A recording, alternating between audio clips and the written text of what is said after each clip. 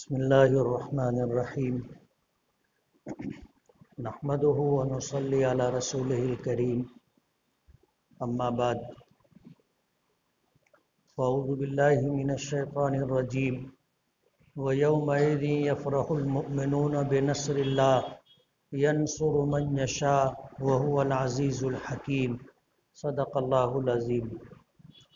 بزرگان محترم اور عزیز دوستو، قرآن کریم کی ایک آیت کی میں نے تلاوت کی ہے۔ اللہ پاک فرماتے ہیں کہ اور اس دن ایمان والے اللہ کی مدد کی وجہ سے خوش ہوں گے، اور اللہ تعالیٰ جس کی چاہتا ہے اس کی مدد کرتا ہے، اور وہ غالب ہے، حکمتوں والا ہے۔ قرآن کریم کی آیات میں اللہ پاک کی اصل منشا تو یہ ہوتی ہے کہ ایمان والوں کی توجہ آخرت کی طرف رہے۔ وجہ اس کی یہ ہے کہ یہ دنیا ہمیشہ رہنے کی جگہ نہیں، یہاں کی امیری بھی عارضی ہے، غریبی بھی عارضی ہے، یہاں کی خوشیاں بھی عارضی ہیں، یہاں کا غم اور دکھ بھی عارضی ہے، یہاں کی بیماری بھی وقتی چیز ہے، تندرستی بھی عارضی چیز ہے۔ غرض اس دنیا میں کسی بھی چیز کو قرار نہیں ہے، یعنی کوئی بھی چیز اپنی ایک حالت پر ہمیشہ رہے گی ایسا نہیں۔ ہر آن اور ہر لمحہ تبدیلی ہوتی رہتی ہے، وہ تبدیلی چاہے ہمیں محسوس ہو یا ہمیں محسوس نہ ہو، لیکن تبدیلی بہرحال آتی ہے۔ اور اس کے مقابلے میں آخرت ہے کہ جہاں اللہ پاک جو عطا کریں گے وہ فانی اور وقتی نہیں ہوگا، بلکہ وہ ہمیشہ ہمیشہ کے لیے رہے گا۔ دنیا کا نظام کچھ اور ہے جو تبدیلی چاہتا ہے، آخرت کا نظام وہ ہے جسے اللہ پاک اس دنیا کے نظام سے ہٹ کر کے بنائے۔ اسی لیے آخرت کی نعمتوں کو بقا ہے، یعنی وہ نعمتیں ہمیشہ باقی رہیں گی، اور دنیا کی نعمتوں کو بقا نہیں ہے، وہ ہمیشہ باقی نہیں رہیں گی، کبھی رہتی ہیں، کبھی چھین لی جاتی ہیں، کبھی ختم ہو جاتی ہے۔ حدیث پاک میں آتا ہے نبی کریم صلی اللہ علیہ وسلم کے زمانے میں سورج گہن ہوا، اور سورج گہن ہونے کی وجہ سے نبی کریم صلی اللہ علیہ وسلم نے فرمایا کہ انہا آیت من آیات اللہ، کہ سورج گہن کا ہونا اللہ تعالیٰ کی نشانیوں میں سے ایک نشانی ہے۔ اللہ اپنی قدرت بتانا چاہتا ہے کہ سورج جیسی بڑی مخلوق جو پوری دنیا کو روشن کرتی ہے، اللہ اسے چاہے تو بے نور کر دے، اس کی روشنی اس سے چھین لے، اور جس کی وجہ سے دنیا روشن ہو جاتی ہے، رات کی طرح اس دنیا کو بھی دن میں اندھیرا گھپ مسلط کر دے۔ یہ اللہ کی قدرت ہے۔ حضور نے فرمایا کہ یہ کسی کے جینے سے، کسی کے مرنے سے نہیں ہوتا۔ وجہ اس کی یہ تھی کہ نبی کریم صلی اللہ علیہ وسلم کے ایک صاحبزادے حضرت ابراہیم جو ماریہ قبطیہ رضی اللہ تعالی عنہا کے بطن سے پیدا ہوئے تھے، دودھ پینے کی مدت میں غالباً 6 مہینے کا زمانہ یا 8 مہینے کا زمانہ پایا تھا، انتقال ہو گیا۔ تو لوگ کہنا شروع کر دیے کہ یہ آنے والے دنوں میں بہت بڑی شخصیت بنتی، اس لیے اس کے انتقال پر سورج گہن ہوا۔ تو حضور نے فرمایا کہ سورج کا بے نور ہونا، گہن کا لگ جانا کسی کے جینے سے اور کسی کے مرنے سے نہیں ہوتا۔ یہ اللہ اپنی قدرت سے جب چاہتا ہے سورج کو نور عطا کرتا ہے، اور جب چاہتا ہے اسے بے نور کر دیتا ہے۔ یہ اللہ کی قدرت ہے۔ جب سورج گہن ہوا تو نبی کریم صلی اللہ علیہ وسلم نے سورج گہن کی نماز پڑھائی، جسے صلاۃ کسوف کہتے ہیں۔ صلاۃ کسوف، سورج گہن کی نماز۔ آپ محراب میں کھڑے تھے، قرآن کریم کی تلاوت کر رہے تھے۔ لوگوں نے دیکھا کہ آپ ایک قدم، دو قدم، تین قدم آگے بڑھے، اور آپ ہاتھ باندھے ہوئے تھے، تو آپ نے اپنا ایک ہاتھ ہٹایا اور اس طرح کچھ لینے کے لیے ہاتھ آگے بڑھایا۔ پھر آپ اپنا ہاتھ واپس لے لیے اور پھر قرآن کریم کی تلاوت کرتے رہے، اور پھر تلاوت کرتے کرتے مصلی سے پیچھے ہٹے تو پہلی صف والے بھی پیچھے ہٹے، اور پھر صفیں پیچھے ہٹتی رہی، حتیٰ کہ جو آخری صف تھی وہ دیوار سے لگ گئی۔ حضور پھر آگے بڑھے اور آ کر کے آپ نے مصلی پر کھڑے ہو کر کے قرآن کریم کی تلاوت کی۔ تلاوت مکمل ہونے کے بعد آپ نے رکوع فرمایا، اس کے بعد پھر اٹھے، پھر آپ نے تلاوت شروع کر دی، اور اس کے بعد آپ نے پھر دوبارہ رکوع فرمایا، اور پھر اس کے بعد آپ نے سجدہ کیا۔ ہماری نمازوں میں عام طور پر ہم لوگ ایک رکعت میں ایک رکوع اور دو سجدے کرتے۔ سورج گہن کی نماز میں حضور نے دو رکوع فرمایا اور دو سجدے کیے۔ نماز ختم ہوئی تو صحابہ کرام نے پوچھا کہ اللہ کے رسول، ہم نے آج نماز میں کچھ نئی چیزیں دیکھی جو ہم نے آج سے پہلے کبھی نہیں دیکھی تھی۔ کہنے لگے کہ اللہ کے رسول، آپ نماز میں پہلے آگے بڑھے، چند قدم آگے بڑھ کر کے آپ نے اپنا ہاتھ اس طرح آگے بڑھایا جیسے آپ کچھ لینا چاہتے ہیں، اس کے بعد آپ پیچھے ہو گئے، اور پھر اس کے بعد آپ پیچھے ہونا شروع ہوئے تو اتنا پیچھے ہوئے الٹا پیدل قدم چل کر کے کہ ہم دیوار سے لگ گئے، اور آپ نے دو رکوع فرمایا۔ تو حضور نے فرمایا کہ جب میں سورج گہن کی نماز پڑھ رہا تھا تو جنت میرے سامنے لائی گئی تھی، اور جنت کے سامنے آ جانے کے بعد میں نے دیکھا کہ جنت پھلوں سے بھری ہوئی، اور میرے سامنے انگور کی ایسی بیل تھی جس میں انگور لدے ہوئے تھے۔ تو میں نے چاہا کہ ہاتھ بڑھا کر کے ایک خوشہ انگور کا توڑ لوں، لیکن پھر مجھے اس بات کا خیال آیا کہ یہ جنت کی نعمت ہے، اگر یہ خوشہ میں توڑ لیتا ہوں تو قیامت تک آنے والے انسان اس خوشے سے کھاتے رہیں گے اور یہ انگور کا خوشہ ختم نہیں ہوگا۔ وجہ اس کی یہ ہے کہ یہ جنت کی نعمت ہے، اور جنت کی نعمتوں پر فنا نہیں ہے، کبھی ختم نہیں ہوگی۔ اگر میں انگور کا خوشہ توڑ لیتا اور لوگ اسے کھاتے رہتے اور قیامت تک کھانے والوں کا سلسلہ دراز رہتا تو ایمان بالغیب باقی نہیں رہتا۔ آج ہمارے پاس جو ایمان ہے یہ ایمان بالغیب ہے۔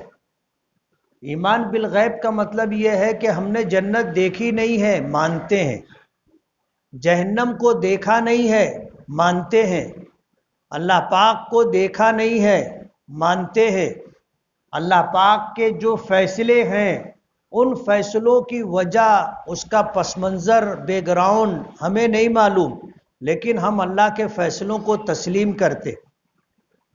یہ ایمان بالغیب ہے۔ اب اگر انگور کا خوشہ حضور توڑ لیتے اور پھر ہمارے سامنے ہوتا تو حضور فرماتے ہیں کہ پھر ایمان بالغیب باقی نہیں رہتا، اور کل قیامت کے دن ایمان بالغیب معتبر ہے۔ ایمان بالغیب معتبر ہے، ایمان بالمشاہدہ یعنی دیکھ کر کے ایمان لانے کا اعتبار نہیں ہے۔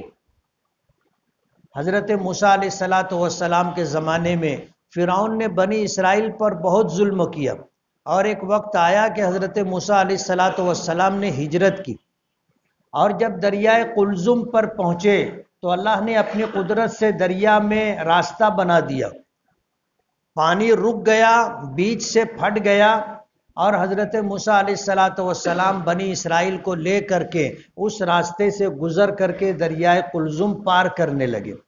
پیچھے سے فرعون بھی اپنا لشکر لے کر کے آیا، حضرت موسیٰ علیہ السلام اور بنی اسرائیل درمیان دریا میں پہنچے تھے تو فرعون اپنے لشکر کو لے کر کے دریا میں اترا، اسی راستے پر جس راستے کو اللہ نے حضرت موسیٰ اور بنی اسرائیل کے لیے بنایا تھا۔ حضرت موسیٰ اور بنی اسرائیل نے دریا پار کیا، فرعون اپنے لشکر کو لے کر کے دریا کے بیچ میں پہنچا، اللہ نے پھر پانی کو حکم دیا کہ تو جاری ہو جا، پانی پھر بہنے لگ گیا، پانی کا جاری ہونا تھا، راستہ ختم ہو گیا، اور فرعون اور اس کا پورا لشکر دریا میں غرق ہو گیا۔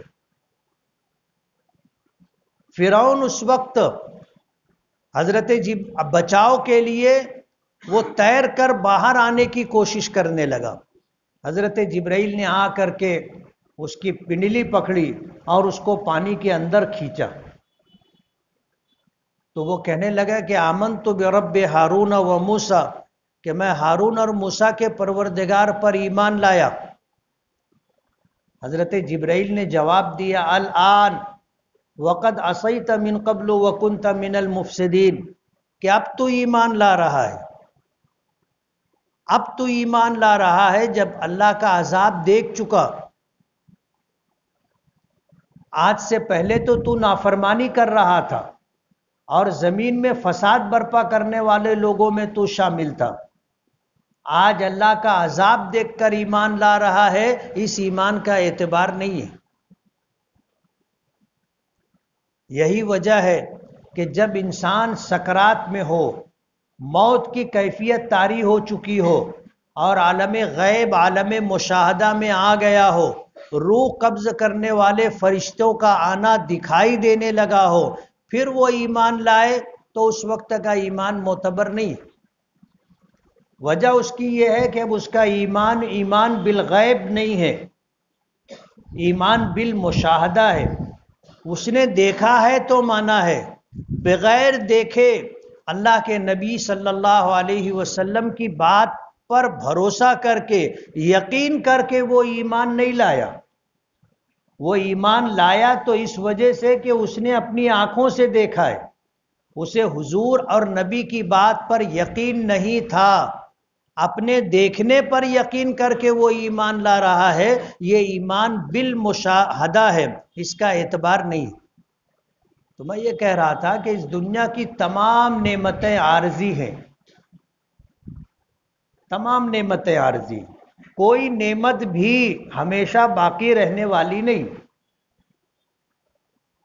مقابلہ ہوتا ہے، آدمی جیتتا بھی ہے ہارتا بھی ہے۔ اللہ پاک فرماتے ہیں کہ خوش ہونے کا دن وہ ہے قیامت کا دن جس دن ایمان والوں کی اللہ مدد کرے گا، اور ایمان والے اللہ کی مدد کی وجہ سے خوش ہو جائیں گے۔ جیت کی خوشی بھی عارضی ہوتی ہے، وہ اس دنیا کی ہے۔ اصل مقابلہ دنیا داری میں نہیں، اصل مقابلہ دین داری میں ہونا چاہیے۔ آدمی کسی کی نمازوں کو دیکھ کر اپنی نمازوں کو اس سے بہتر بنانے کی کوشش کرے، کسی کی عبادتوں کو دیکھ کر اس سے بہتر عبادت کرنے کی کوشش کرے، نیکی کے کاموں میں ایک دوسرے سے مقابلہ آرائی ہو اور آدمی سامنے والے کے مقابلے میں آگے بڑھنے کی اور جیتنے کی کوشش کر رہا ہو، اور اللہ اگر کامیابی دے دے تو خوش ہونے کا مقام یہ ہے، ورنہ دنیا بھی عارضی ہے، اور دنیا میں جو کچھ انسان کو ملے گا وہ سب عارضی اور وقتی، کوئی چیز ہمیشہ رہنے والی نہیں۔ وَهُوَ الْعَزِيزُ الْحَكِيمُ، اللہ غالب ہے، حکمت والا ہے۔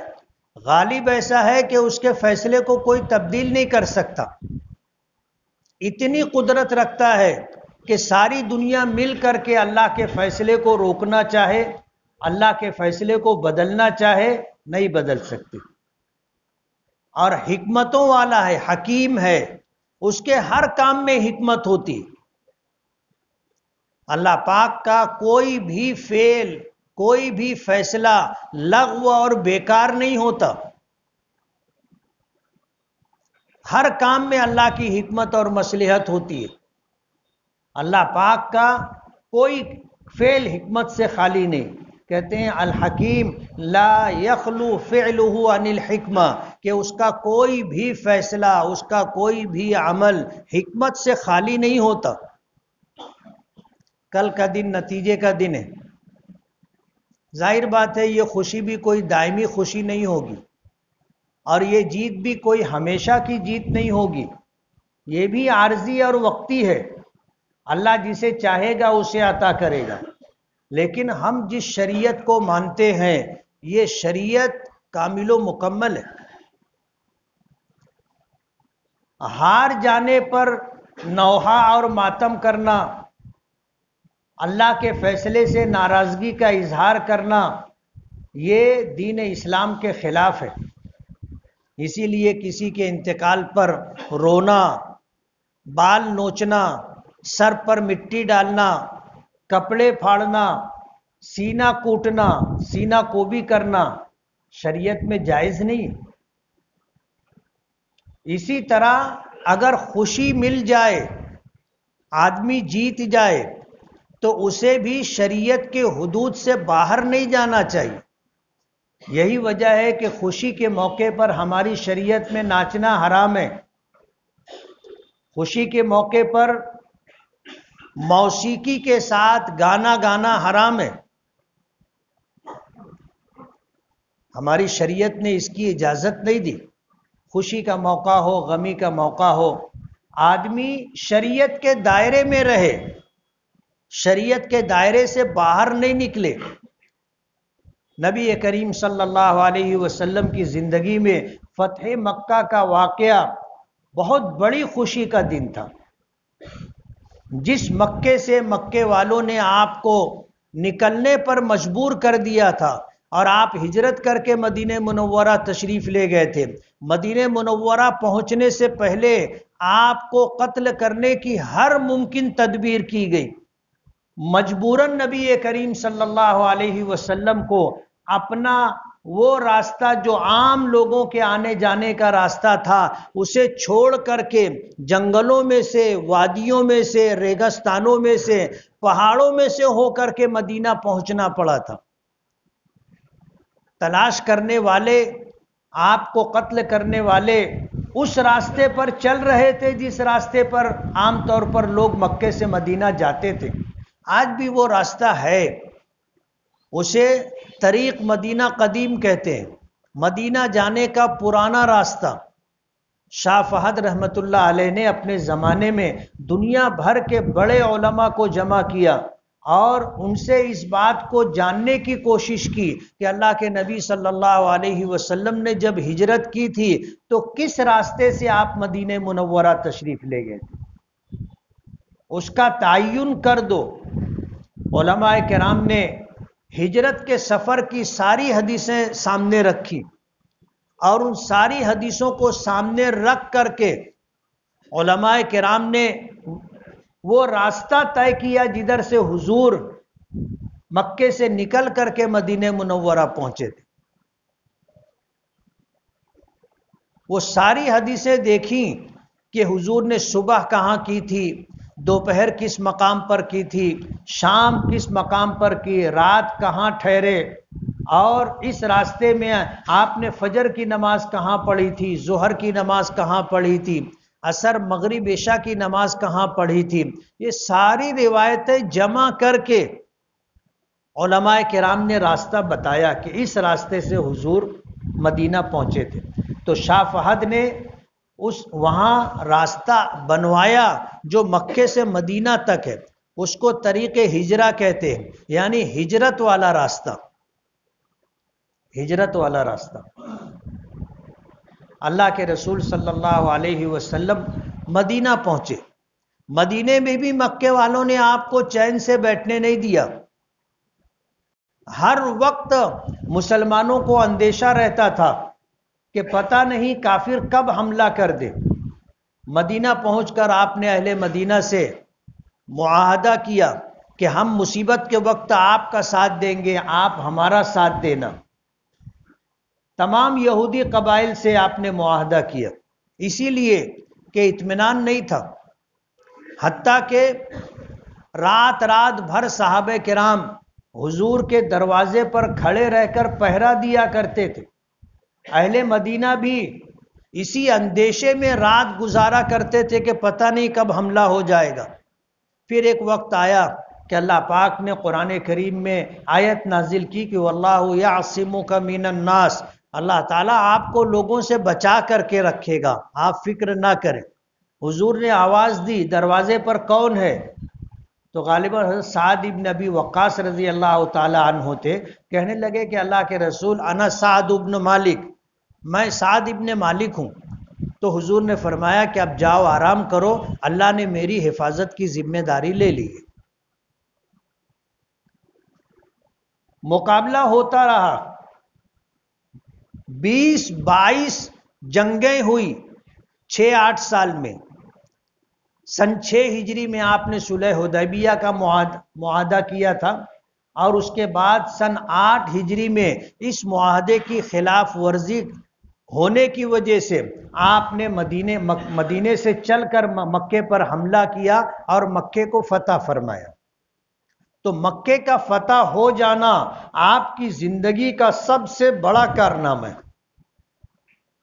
کہ مکہ اور اسی طرح حدود حرم کو اور اللہ کے گھر بیت اللہ کو آپ نے بتوں سے پاک کیا تھا، شرک سے پاک کیا تھا، اور توحید کے لیے اس گھر کو لوگوں کے لیے مختص کر دیا تھا. اللہ پاک نے سب سے بڑی خوشی عطا کی تھی. جب مکے میں فاتحانہ داخل ہو رہے تھے تو آپ کی سواری پر حضرت فضل ابن عباس رضی اللہ تعالیٰ عنہ، یا ایک روایت میں آتا ہے کہ حضرت اسامہ ابن زید رضی اللہ تعالیٰ عنہ تھے.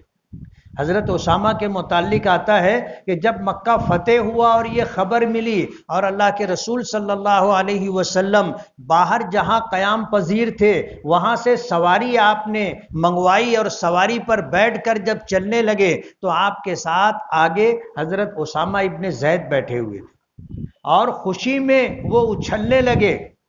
نبی کریم صلی اللہ علیہ وسلم نے فرمایا علیک یا اسامہ، کہ میرے بیٹے اسامہ سکون سے بیٹھو، سکون سے بیٹھو. میری شریعت میں خوشی کے موقع پر ناچنا حرام ہے، میری شریعت میں مصیبت کے موقع پر نوحہ اور ماتم کرنا حرام ہے. آپ نے منع کیا. کل کا دن کسی کے لیے جیت اور کسی کے لیے ہار کا دن ہوگا. ہمیں بھی شریعت کے دائرے میں رہنا ہے، پٹاخے بازی نہیں کرنا ہے، شور شرابہ نہیں کرنا ہے، ایسا کوئی کام نہیں کرنا ہے جس سے دوسروں کو تکلیف ہو. ہماری شریعت نے اس کی اجازت نہیں دی ہے. ہم جو پیسہ پٹاخے بازی میں، آتش بازی میں اور ہول ہپاڑ میں خرچ کرنے والے ہوں، وہ پیسہ ہمیں اللہ کے راستے میں صدقہ کرنا چاہیے، نیکی کے کاموں میں ان پیسوں کو خرچہ کرنا چاہیے. یہ ہماری شرعی ذمہ داری ہے. کسی کی جیت میں اور کسی کی ہار میں ہمیں شریعت نہیں چھوڑنی ہے. ہم پہلے مسلمان ہیں، ایمان والے ہیں، اللہ اس کے رسول صلی اللہ علیہ وسلم کی شریعت کے تابع دار ہیں. ہم نہ خوشی کے موقع پر شریعت چھوڑ سکتے ہیں اور نہ غمی کے موقع پر شریعت چھوڑ سکتے. ہر حال میں ہمیں شریعت کو مضبوطی سے پکڑ کر کے رکھنا ہے. ظاہر بات ہے خوشی ملتی ہے، آدمی جیتتا ہے، خوشی ملتی ہے، لیکن یہ خوشی کوئی ہمیشہ کی رہنے والی خوشی نہیں ہے. اصل خوشی تو قیامت کے دن جب جیت اور کامیابی ملے گی، وہ دن خوشیوں والا دن ہوگا، اور اس دن اللہ پاک جنہیں کامیابی عطا کرے گا وہ خوش ہوں گے، اور اس کا تذکرہ اللہ پاک نے قرآن کریم کی اس آیت میں کیا کہ وہ دن ہوگا جس دن ایمان والے اللہ کی مدد کی وجہ سے خوش ہوں گے، خوشیاں منائیں گے۔ یفرح المؤمنون بنصر اللہ، اہل ایمان خوشیاں منائیں گے اللہ کی مدد کی وجہ سے۔ ینصر من یشاء، اللہ جس کی چاہتا ہے اس کی مدد کرتا ہے۔ وَهُوَ الْعَزِيزُ الْحَكِيمُ، وہ غالب ہے، وہ حکمت والا ہے۔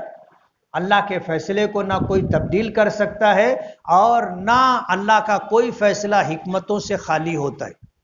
اس لیے ہمیں شریعت کی پاسداری کرنی ہے۔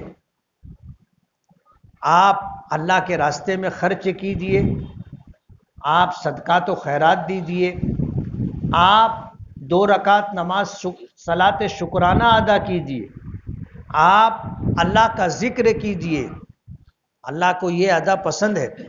فتح مکہ کے موقع پر جب حضور مدینے مکے میں داخل ہو رہے تھے تو آپ بیٹھے ہوئے تھے، آپ نے اس طرح اپنے سر کو جھکایا کہ اونٹ کے پالان سے آپ کی پیشانی ٹکی ہوئی تھی، جیسے ہم سجدے کی حالت میں زمین پر اپنا سر اور پیشانی ٹیک دیتے۔ حضور اس حالت سے مکے میں داخل ہوئے تھے۔ یہ اللہ کی نوازشات تھی، اللہ پاک کا فیصلہ تھا جو جیت کی شکل میں نبی کریم صلی اللہ علیہ وسلم کو ملا تھا، اور جس جگہ سے آپ کو نکلنے پر، ہجرت کرنے پر مجبور کر دیا گیا تھا، آپ فاتحانہ شان سے داخل ہوئے تھے، اور آپ جس کی جان بخشی کر دیں اس کی جان بخشی، اور جس کو آپ نے قتل کرنے کا حکم دے دیا گیا اس کو قتل کر دیا گیا تھا۔ اتنا اختیار اللہ نے آپ کو دیا تھا، لیکن آپ جب مکے میں داخل ہوئے تو تن کر کے، اکڑ کر کے نہیں بیٹھے تھے، بلکہ آپ سجدے کی کیفیت میں تھے کہ آپ کی پیشانی اونٹ کے پالان سے لگی ہوئی تھی، اور اس طرح آپ جھکے ہوئے تھے جیسے آپ سجدہ فرما رہے ہیں۔ تو ہم مسلمان ہیں، اہل ایمان ہیں، اللہ ہمیں یہاں بھی خوشی دے گا انشاءاللہ، اور انشاءاللہ کل قیامت کے دن بھی اللہ ہمیں خوش رکھے گا۔ اس لیے ہم انشاءاللہ خوشی منائیں گے، لیکن ہماری خوشی شریعت کے دائرے میں رہ کر کے ہونی چاہیے۔ اللہ اس کے رسول کے احکامات اور اس کی شریعت کو پامال کر کے ہم کوئی ایسا کام نہیں کریں گے جس کی وجہ سے اللہ پاک ناراض ہو۔ اللہ پاک ہمیں خوشیاں عطا فرمائے، اس دنیا میں بھی اور آخرت میں بھی۔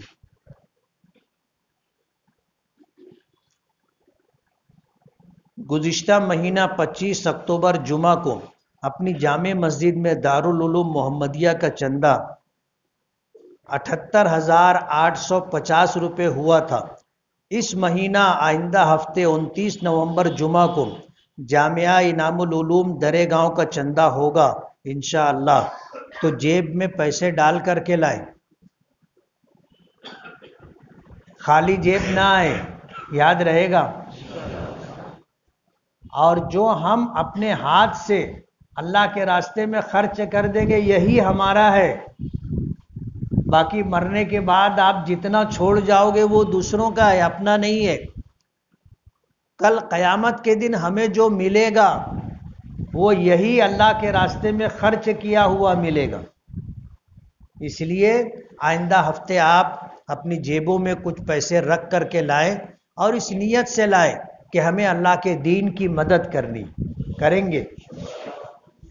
وآخر دعوانا ان الحمد للہ رب العالمین۔ جن ساتھیوں نے سنت نہ پڑھی ہو وہ سنت پڑھ لیں۔